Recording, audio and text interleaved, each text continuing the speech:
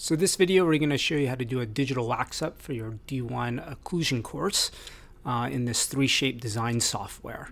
So to create a new case, you're going to type in your name, so first and last name, to set up the case. And since you haven't been added yet, you can go ahead and just add yourself as a patient. So even though you're the one doing the designing, put yourself as the patient. Once this window pops up, you can hit Implant Studio. We're not planning an implant, but we're using this software to do our digital wax up design.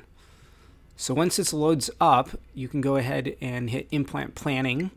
And then based on the case that you select, it'll tell you what tooth number you're trying to wax up.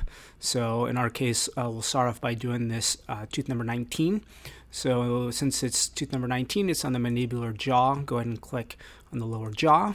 For guide workflow, hit planning only.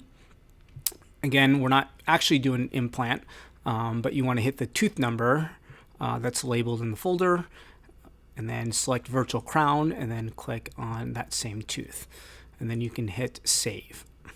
From here, you're going to want to import the scans. So you hit import scan. You're going to go to the Z drive, and under 3Shape, D1 Occlusion class, you're going to have the folder of the tooth scenario that you want to do. So we'll click on this one here. And then this is asking for the lower jaw. So you're going to find the DCM file that says lower jaw. Then it's going to ask for the upper jaw. So go ahead and click that. And the last one is going to be the CT scan. So there'll be a folder with a CT in there. You just need to click on the first file here just so it has something to load. Again, we're not actually doing an implant, but it needs the data.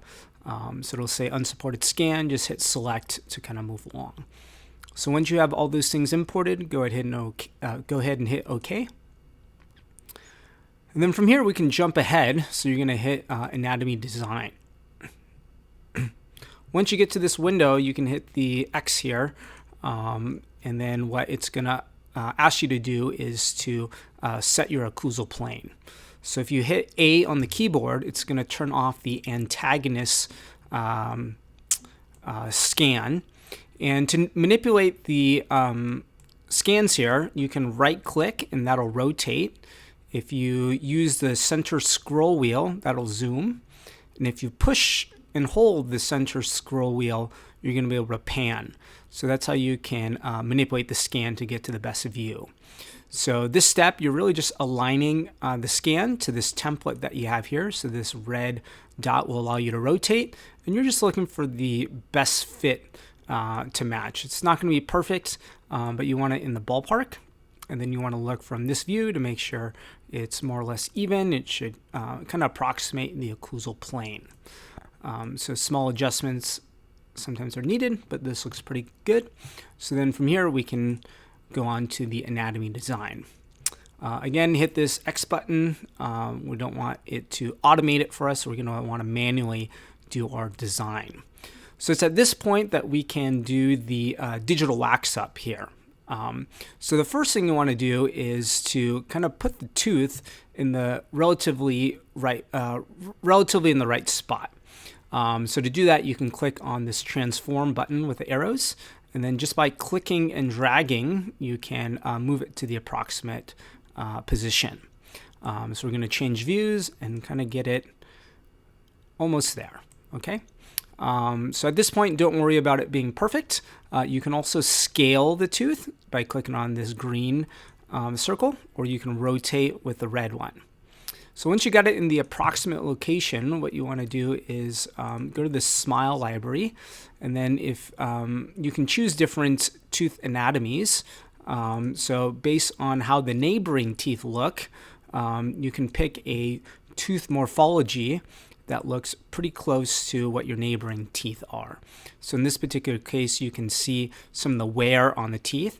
In order to visualize the tooth anatomy a little bit better, you can turn off the color here, and then you can see a little bit more detail there. So you can see the wear facets, and you can see how flat these are. So for this particular case, I'll choose this tooth mold because it's a little bit more flat. Okay, so from here we're going to kind of fine tune the position. So again, using the different circles here, you can approximate the positions.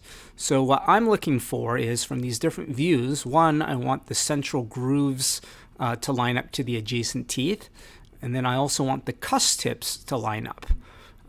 So by looking down this view, I can also rotate and then reposition the cusp tips so they kind of line up.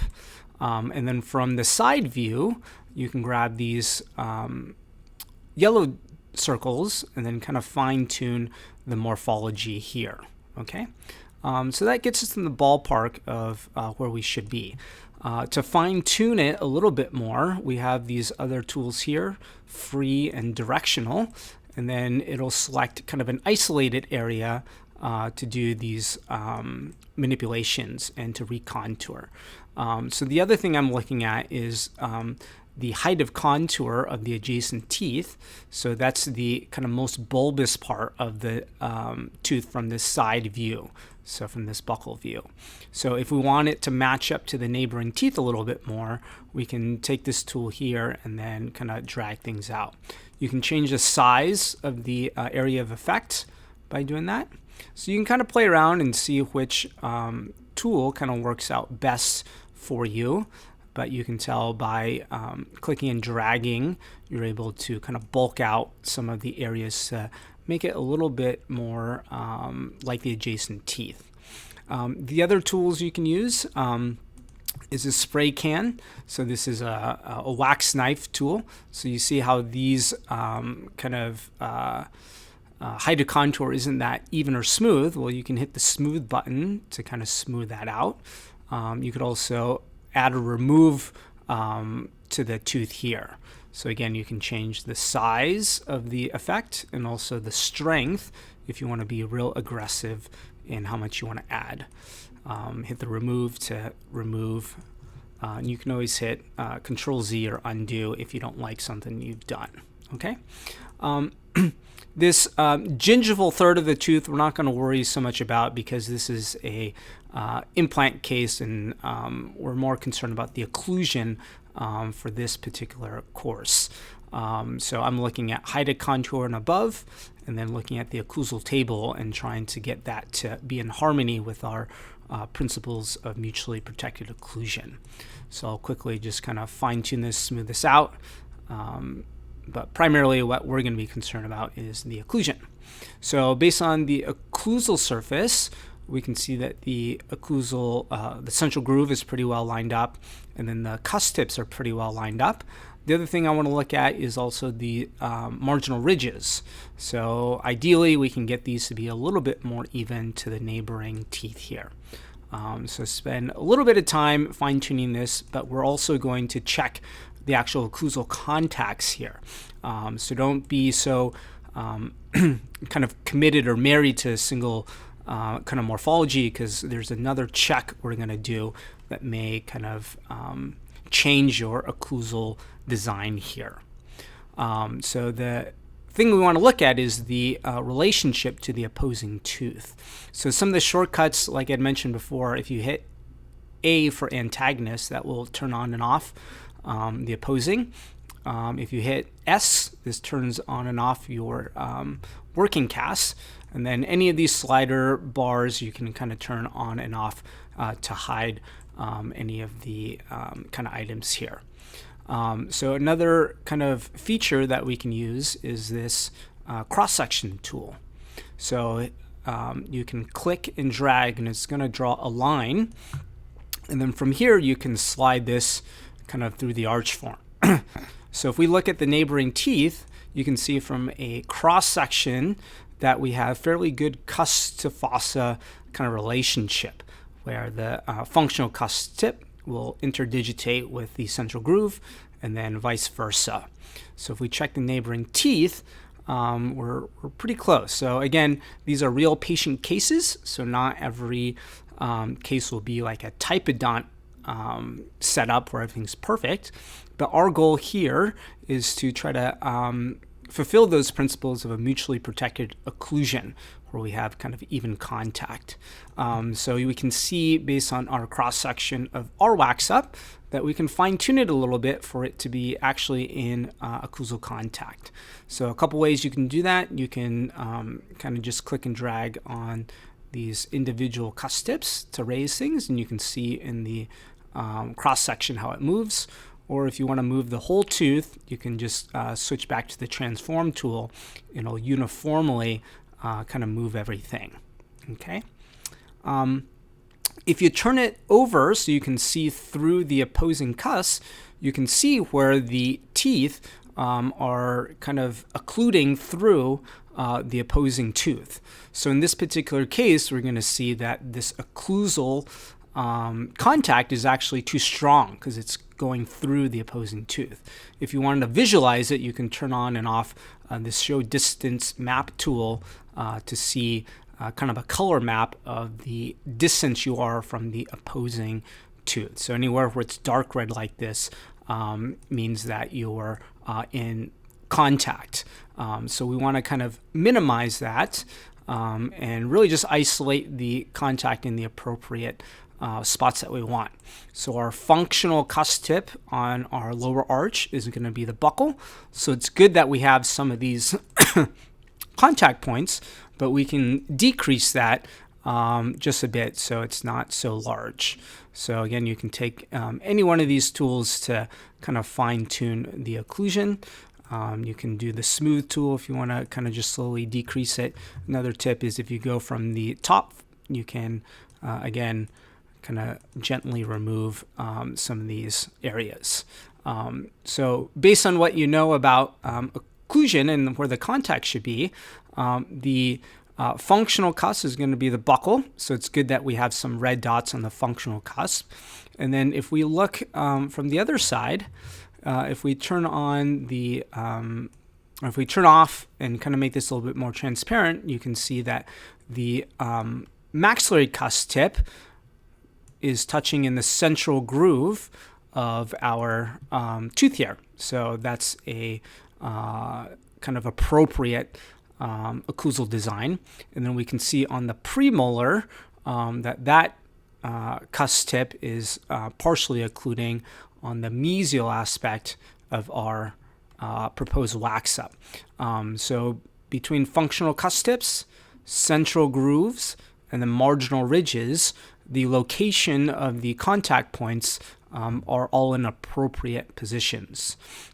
So that's what you're trying to kind of manipulate with the occlusal morphology, is to kind of guide the tooth morphology to get the dots or the occlusal contacts in the correct position. So if I were to adjust something like this, this is probably a little bit more broad than what we kind of want. So if you get in that situation, you can kind of fine tune it by removing the teeth in the right spots, so you get kind of smaller contact points and not so broad. So yeah, you can kind of play around with this, and then you can see there's at some point some compromise that we need to make. For example, if you look at this marginal ridge, it's good that it's contacting with the opposing tooth. However, it looks a little bit taller than the neighboring marginal ridge. So at this point, we got to make some decisions. Do you kind of leave it a little bit taller so you have the benefit of the occlusal contact, or do you choose to decrease that so it's in more harmony from kind of a aesthetic kind of point of view? And sometimes there's not a correct answer, but these exercises in real world situations and real life cases kind of help you appreciate kind of the balance between getting things to look kind of normal and ideal, and also the parameters that we have in keeping a mutually protected occlusion. So from a MIP perspective, this is looking pretty good. So the other thing that we talked about is checking for lateral excursive interferences. So the cool thing about this is we have an articulator function. So if you click on articulator, you can zoom out and see the articulator. For the ease of kind of looking at things, you can turn it off, while you're manipulating things. But if you click on this button here, the motion selector, you can see that the protrusive and then lateral arrows are selected. So when we go back to the articulator function, if you were to drag this circle along the slider bar, you'll see, and I'm going to turn off the articulator just so it makes it a little easier to see. So if we start from home base, you're going to see the initial movement is moving the lower jaw to the right side. And it's going to show the guiding surfaces that the tooth or that the teeth interact with. And then if we keep going, we can see it goes back to home base. It goes to the opposite side. And then you can go through your protrusive contact or motion. So after it goes through that, you can kind of visualize the pattern in which the teeth touch in all the different movements there. So what we're concerned about is when we move the jaw side to side, are there any interferences where our waxed up tooth is going to bump in to the opposing tooth unnecessarily? So in this particular case, we can kind of slow things down a little bit. And then along that movement, we don't really see any interferences. In fact, we see that the opposing tooth here, so we can see we have canine guidance. The canine is separating all the other teeth here on the working and non-working side. And then as we go to the other side, so in this particular case, the patient's left working side, so moving the jaw to the left, you can see that this canine is protective of these posterior teeth, so it's not coming into any interferences. You can imagine if we had, let's say, a marginal ridge that was a little higher than we needed, and then we would be able to see that there's an interference there. So in this particular case, we'd see this mark here that would give us some clue that we need to change the occlusal morphology of our wax up to avoid that interference. So if we lower it and we run through the simulation again, you can see that the mark is no longer there. So yeah, important to check not just your MIP contacts, but also using this articulator tool and then seeing things in motion. So going through this exercise should give you an appreciation of those principles that we talked about in our lecture of mutually protected occlusion.